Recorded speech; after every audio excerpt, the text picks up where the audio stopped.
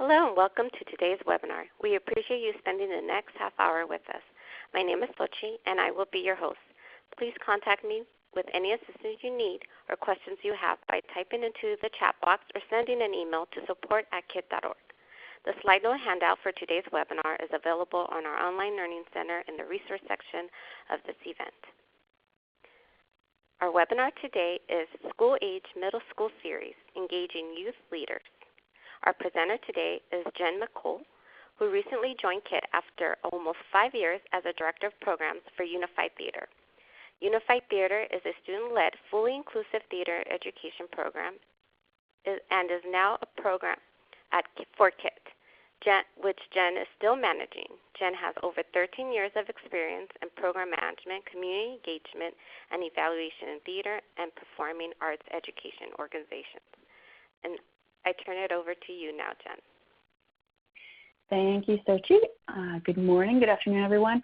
I apologize, we were having some technical difficulties there at the beginning of the webinar, so hopefully people will be able to trickle in and this will be recorded so we can always access it after.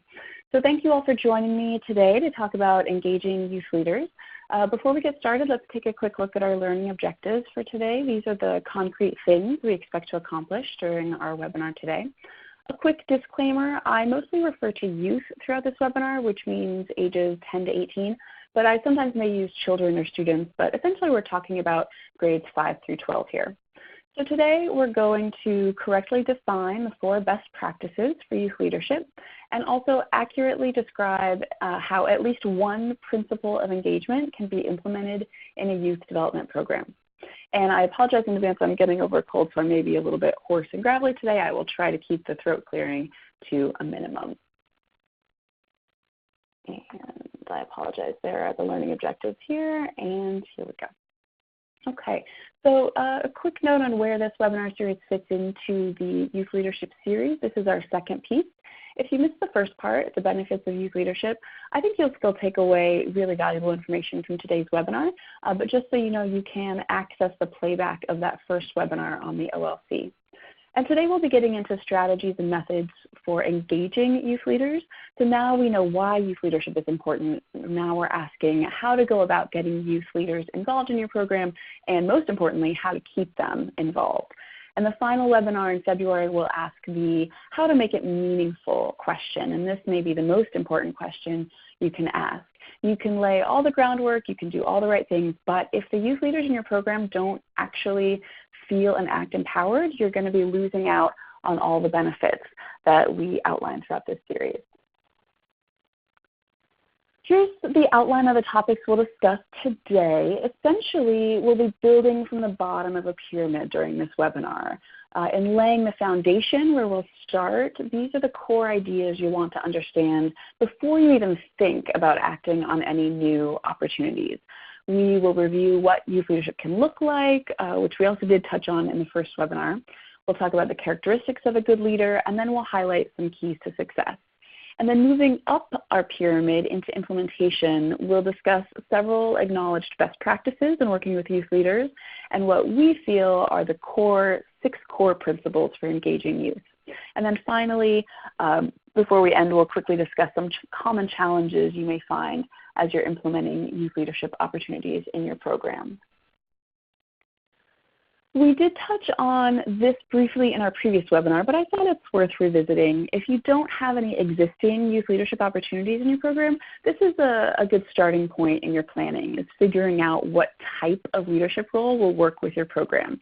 Think about what you have the resources and capacity for, maybe where you could implement some less formal opportunities, et cetera. These things should all be part of your assessment and your planning. So I'm not going to go over all of these as we actually have a lot to cover, but I especially want to highlight the leadership training opportunity. If you may not have any youth in your program who are ready to step into leadership roles, out of the gate immediately. So train them. We can't expect students to know how to be leaders without proper guidance and training. And you may have youth who maybe aren't naturally inclined toward leadership, but once they have some training, maybe they will surprise you with their aptitude. So you can either provide these opportunities for the youth in your program, or you could sponsor them and let youth find opportunities for leadership training outside your program. So I think a really important factor to the success of youth leadership is selecting the right leaders. There is nothing worse than investing time and training into a student and getting a few weeks into the program and then getting ghosted. And it happens. It's happened to me. I'm sure it's happened to any of you program staff out there, and it's frustrating for sure. But hopefully if you keep these characteristics in mind as you're selecting leaders, this will help reduce that issue. And as always, I want to emphasize that truly inclusive youth development programs have inclusive, equal leadership opportunities for youth of all abilities. And the other important thing is that this is not a checklist. You do not need to find leaders that embody all of these qualities. And I also really encourage you to look for leaders who might be a quote-unquote a diamond in the rough, so to speak.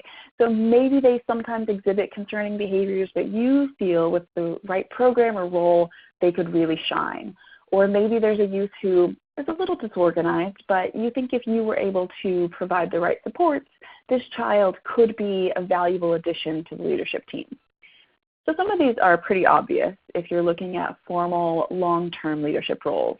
Obviously, you want youth who are motivated and responsible and organized. You know, they should, most of the time, do what they say they will do, follow through, and communicate. They should be respectful, and not only of adults, but of their fellow leaders and the participants in their program.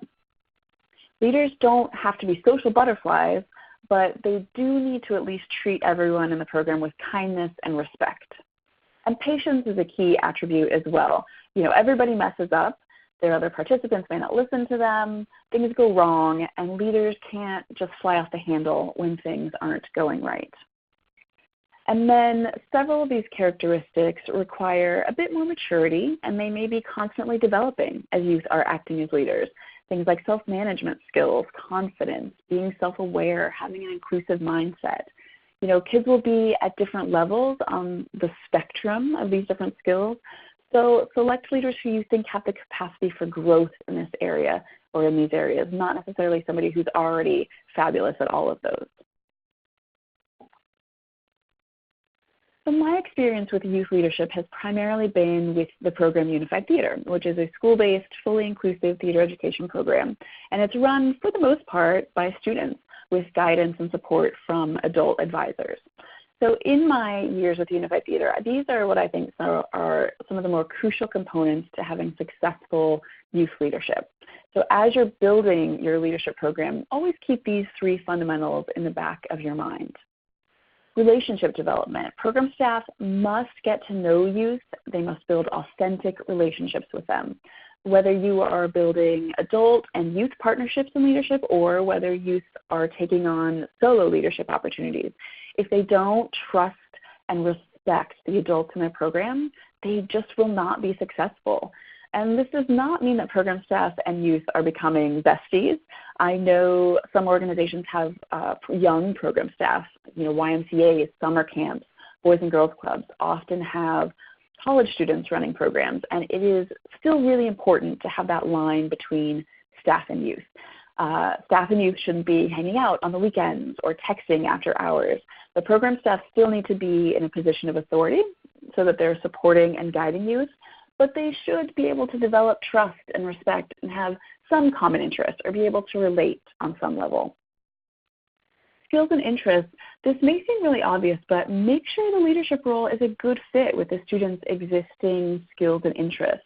We want them to develop and grow, obviously, of course, but getting them interested on the front end will come from their existing skills and interests. So for example, in Unified Theater, a really artistic student probably wouldn't make a great stage manager or producer, which is very detail-oriented and focused on, you know, paperwork and deadlines and administrative.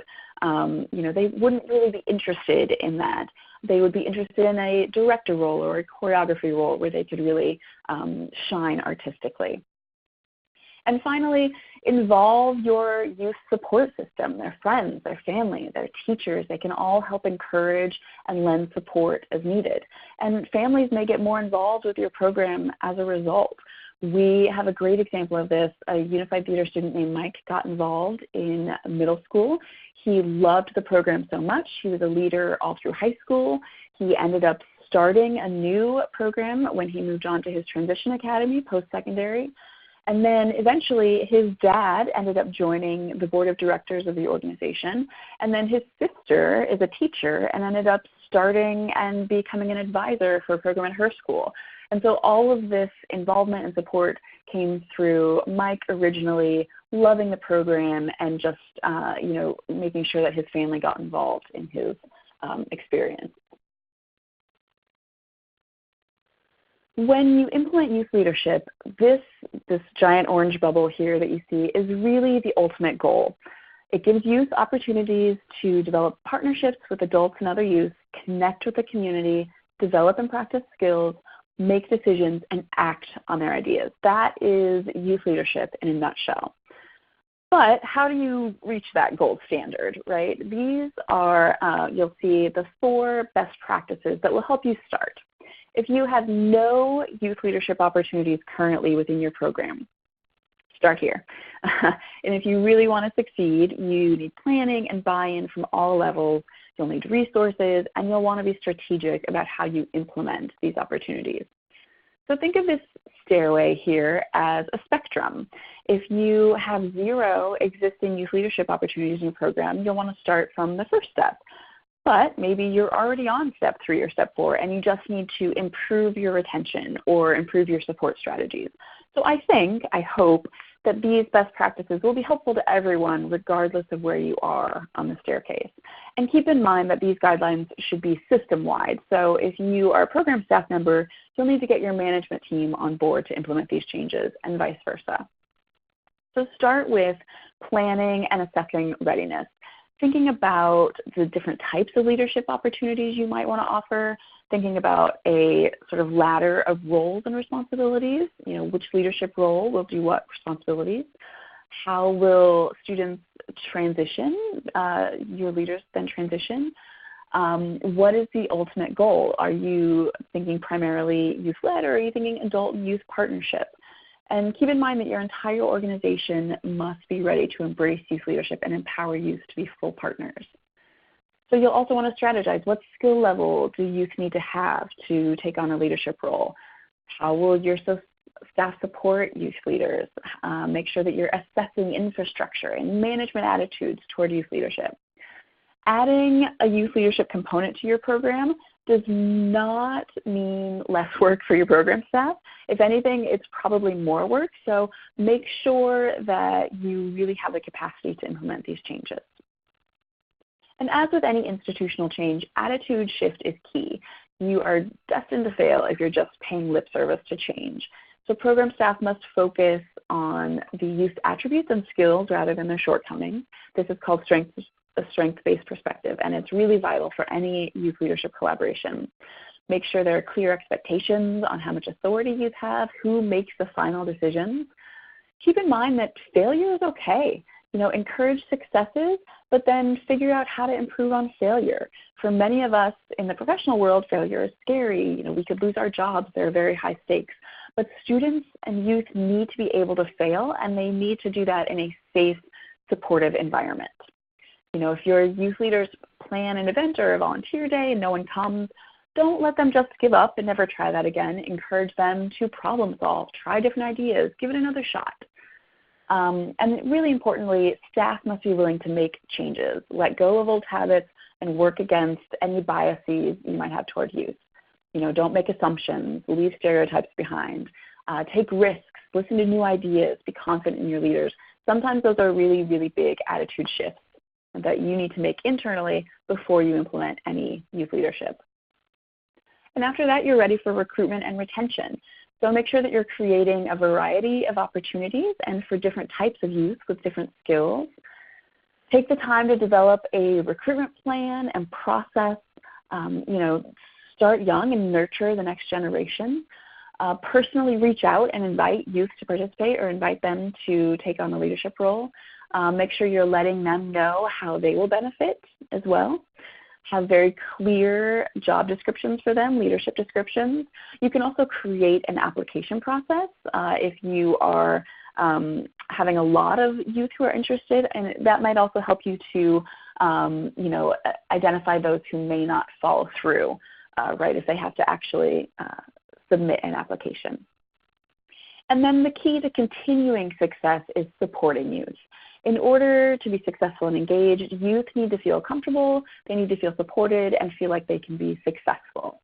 So assign staff to support youth who will definitely follow through. Think about logistics like transportation to and from your program, class or volunteer credit, maybe even stipends for your leaders. Think about scheduling, having snacks at meetings is a huge one. Other incentives too, like swag or gear, fun field trips or social opportunities, and wider recognition within your organization. Create a youth-friendly atmosphere and make sure that you're working to foster relationships and friendships within the leadership team. So having, playing icebreaker games, having snack breaks where students can socialize, creating outside social opportunities, like pizza night or movie night, and that kind of thing. So your group gets to know each other and build those friendships. Make sure that your leaders get to create their rules of behavior and have clear policies, clear attendance policies, and that those are posted and made clear to everyone. Send reminders via text or email or social media. Make sure you have clear expectations of responsibilities for youth and adults. That's really key. Always have orientation or info sessions for new leaders. Help your youth prepare for their meetings if they need it. Really be an ally to your youth, be a sounding board and a support system. And a few other important things to consider. Developing individual leaders is really important, but group leadership is also vital. Skills like collaboration, compromise, accountability, make sure that you are working on those skills as well. Make sure you're allowing for critical reflection from both youth and adults throughout the process. Think about assessment and evaluation and involve input from your youth leaders on how to do that. Youth advocates can be incredible assets to your program. Think about both long-term and short-term youth leadership opportunities. Maybe you only need, there's a special project and, youth can take on leadership roles for a couple of weeks or a couple of months. Still really valuable. So these best practices have been adapted from a report by REACH, which is a program of Sierra Health Foundation. And the report itself has a huge appendix of tools to assess your program. They have assessment checklists, rating tools, tips and framework, a bunch of other helpful tools. And I highly recommend starting with this report to assess your readiness and capacity for implementing youth leadership opportunities. And there'll be a link at the end of the webinar to show you how to access that. So that was a lot of information that we just covered. And so before we move on, let's take a moment to just reflect on those 4 best practices that we just discussed. So here I'll ask you to use your chat box to match the correct definition with the best practice. Your answer should match the letter to the number. It's got a little covered up there on the slides, but for example, it should A1, B2, C3. So if everyone can just type into their chat box here, and answer on the best definition for the best practice that we just covered.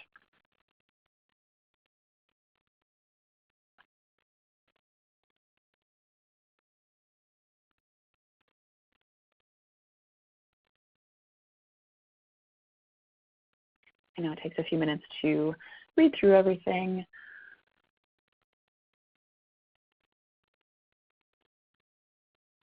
So the correct answers are A, planning and assessing readiness is 4, thinking strategically about what youth leadership will look like, getting buy-in from management, creating transition plans, all of that sort of pre-work that will go into any kind of new opportunity you create.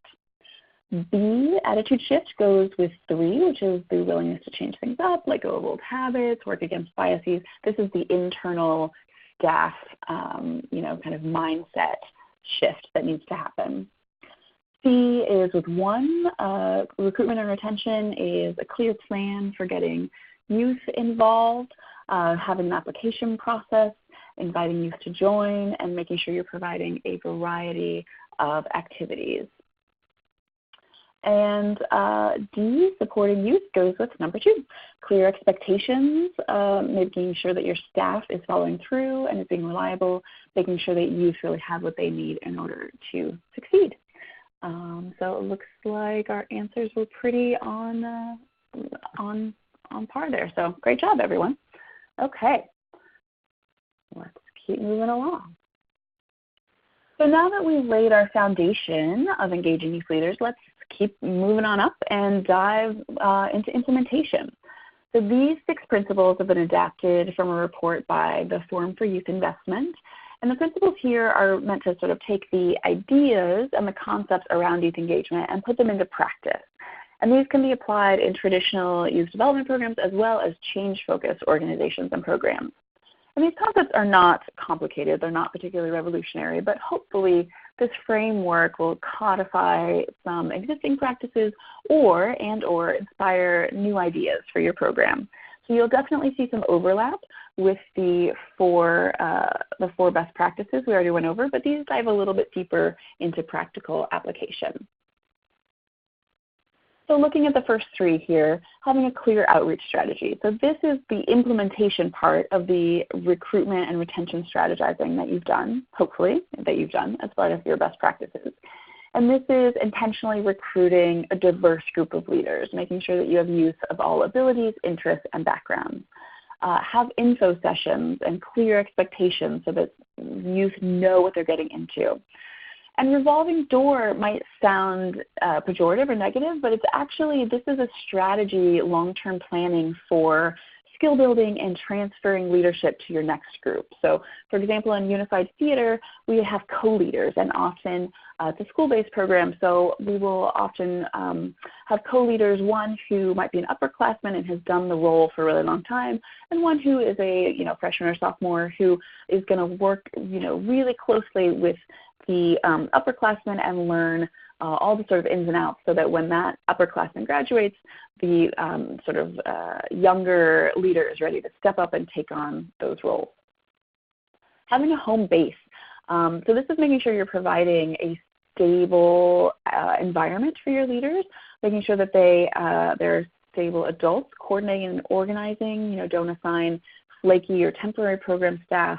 Kids need stability and reliability from adults, and this is no different. And it helps them build those authentic relationships. So think about having a dedicated space and time for your youth leaders to gather and do their work. Is there a space in your office that you might be able to dedicate to your youth leaders? Think about communication plans. How do the youth communicate with each other and with the program staff? And think about reaching youth on platforms they use frequently. So for example, I have found that email communication is not great in getting responses from teens and especially younger school-aged kids.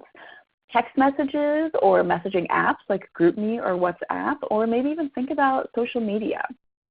Can you set up an Instagram or a Snapchat account and communicate with students and remind them of important things that way? An important note here, you always want to make sure that you have parental permission for communicating directly with kids.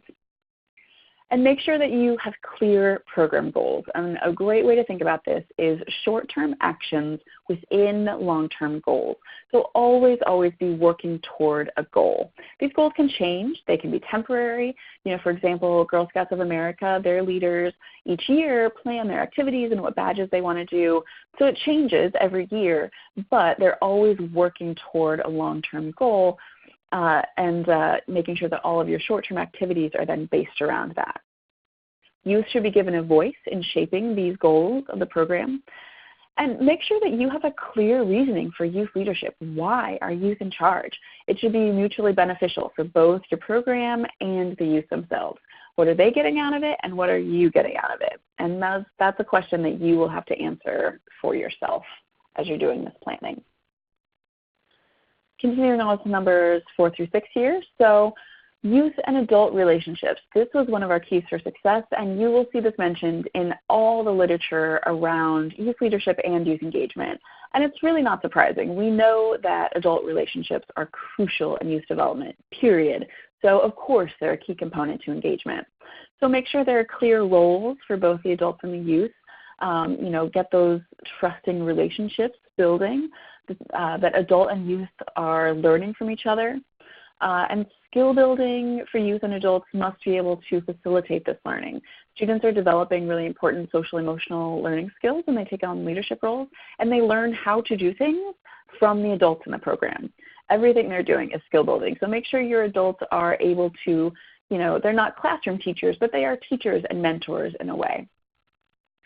Make sure you're providing individual supports. So all youth across the board experience stressors and difficult situations. And adults must be willing to help youth cope with family or school or emotional issues. And youth leaders with disabilities may need accommodations. So just as we support youth without disabilities, we should always be supporting youth with disabilities to empower them to lead as well. So youth with disabilities, they may need a co-leader. And this is not a helper, but an equal co-leader to work together. They may need written or verbal instructions. They may need more time to complete these duties. So make these accommodations as necessary. Your program will absolutely be richer for it. And then finally, make sure you have an opportunity to present a completed work. So whatever your program may be, youth want the chance to show the end results of their efforts to their peers in the community. So whether this is a final performance or a presentation or a report or an event, give youth an opportunity to be recognized and praised for their efforts. Think of all the community youth programs, 4-H, Girl Scouts of America, Boy Scouts, they have award ceremonies. Our program, Unified Theater, has a final performance. Sports teams at schools have banquets, etc. Having some kind of community and peer recognition of the program and of the leaders will make youth that much more invested. Okay, so since we just talked about these 6 principles of engaging youth, let's think about how you might apply any of those principles within your youth program. So they're listed here on the screen. Maybe choose one and think about how you would take that one principle and apply it to a program. If you're not currently program staff, think about a program you know, or maybe one you've previously worked on, or maybe you have seen one of these principles executed well, and I would love to hear that as well. So please share with us in the chat box so that we can brainstorm together. Take a minute to think about that.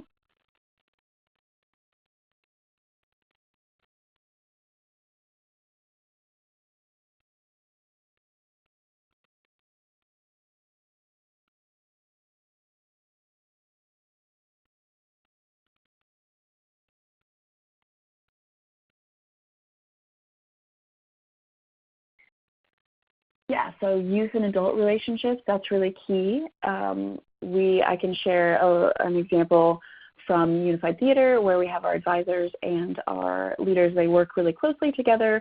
Our advisors tend to stay in touch with our leaders long after they, graduate and move on because they've built these relationships. They become, mentors. They write recommendations for college applications.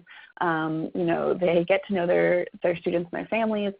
They really build those trusting relationships with each other. And it's, we can see how important the adults become in the lives of the youth, for sure. Okay. All right. I'm going to go ahead and keep moving because I know that we are going a little bit long here. So before we finish up, I just wanted to bring to your attention some common challenges that may arise when you are trying to implement youth leadership opportunities. And some of these will be out of your control, unfortunately, but some can be solved by being proactive and finding creative solutions. Some misconceptions. We all have our biases and preconceived notions, right? Youth have them about program staff, and program staff have them about the kids they work with. And sometimes these biases do affect our work with kids. So for example, I worked with a Unified Theater group in San Diego to do a special event, a special performance at La Jolla Playhouse out there. And Kelvin was a leader who was actually technically not supposed to be participating due to truancy and some behavioral challenges. Other teachers had told the advisors not to let him participate, and the advisors just kind of let him do it anyway. And he was definitely not a stereotypical Unified Theater kid, not a theater kid, not someone who had been involved in inclusive programs before, but he was a fantastic, very inclusive leader, and his being a fabulous leader was actually noticed by audience members at this special event. We had an audience member come up to him after the performance and call him out and recognize him for being so fantastic with all of his peers on stage and being so inclusive. And it was a really fabulous moment. And, a student who you wouldn't think would thrive in Unified Theater, but obviously did. Transportation, this might be a challenge that you just can't fix. Unfortunately, a lot of youth programs have transportation issues. You might get creative. You might look for solutions outside your usual operating procedure. Maybe look for a small grant to, say, rent a van, or find a local business that might sponsor a van to take kids home or bring them to your program from school. Just know this is a challenge that a lot of out-of-school time programs face. And transiency is another one where you don't have a lot of control over this, but if you're in a setting where you might lose kids from your program regularly, say on a military installation, for example, do you have a plan in place for if you suddenly have a leader leave? Maybe you always have co-leaders. Maybe you have everyone log their activities or to-do list on a Google Drive so that you know what all the leaders have been doing. Making leadership appealing. Sometimes this can be a challenge. You are asking youth to take on additional work ultimately. And it may be hard to sell the intrinsic benefits of youth leadership to youth. They're not really worried about developing their social emotional skills or building relationships. So you can play up the social aspect, making new or different friends. You can always pull out the old looks good on college or scholarship applications. And don't underestimate social capital too. If you can get one or two sort of influencers, quote unquote, committed, they will help involve their friends. We started a program at a new high school, and Lindsay was a youth leader who got involved, and she just happened to be this exact right social influencer, and started this program, and it had 35 students the first year, 110 the second year, and 130 the third year, and a really hardworking, committed leadership team. And it just was because she had connections and friends throughout all different groups in the school and just a lot of social capital. And make sure you have clear expectations for everyone. This is such a huge key. I think I've mentioned it in every single section of our pyramid today. So you will become so frustrated with your youth leaders so fast if they do not meet your expectations, but they can't meet them if they're not very clear on what they are. And the last three here are systemic and staffing issues. So you actually have to look within your organization and your program staff to try and address these concerns before you try any youth-centered problem solving. Okay, so a quick review. I know that we covered a lot. So thinking back, we first looked at a few examples of what youth leadership looked like. We talked about the three keys to success: the relationship building between adult and youth, making sure that youth leadership roles align with students' skills and interests, and reaching out to support systems, friends, families, teachers of your participants and your leaders.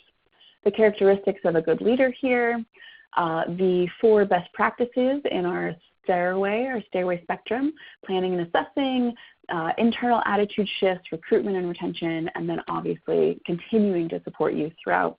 And the 6 principles of engaging youth: having a clear outreach strategy, creating a home base, a space for your leaders, having clear program goals, which are long-term goals and short-term actions, again, developing those youth and adult relationships, making sure that you have individual supports, and having an opportunity to present the completed work. And then we touched on a few challenges as well. So here is that assessment tool. This is the report I mentioned that has more in-depth info on best practices, but also a huge appendix of tools for your program to see where you are, establish some frameworks, and do some self-evaluation, all related to youth leadership. Some further reading, if you'd like, the resources to build this webinar. And with that, I'm going to turn it back over to Sochi. I think we do not have time for Q&A. I apologize, but Sochi, why don't you take it away? Hi, Jen. Thank you very much for this awesome webinar. Yes, you are right. We do not have time for questions, but you can send any of your questions to support@kid.org. I don't know if the OLC is still having technical problems because it's not allowing me to log on as a participant anymore. But if you are able to view it on the OLC, please feel free to listen to the whole webinar and take our survey, and then follow that to our quiz, and it will say Take Quiz link. We also love to stay connected with you via our social media. Oh, I'm sorry. Let me back up a little bit. Our next webinar will be Empowering Youth Leaders on February 27th. Here are some KIT resources for you, and we would love to stay connected via our social media channels, which is Facebook, Twitter, and our Pinterest accounts. We appreciate you spending some of your time with us today, and we hope that you took many great tips and tools to bring to your program. Remember, KIT is here as a partner and a resource, so please reach out in any way we can help you, okay? Thank you very much, Jen. Have a wonderful day. Thanks, everyone.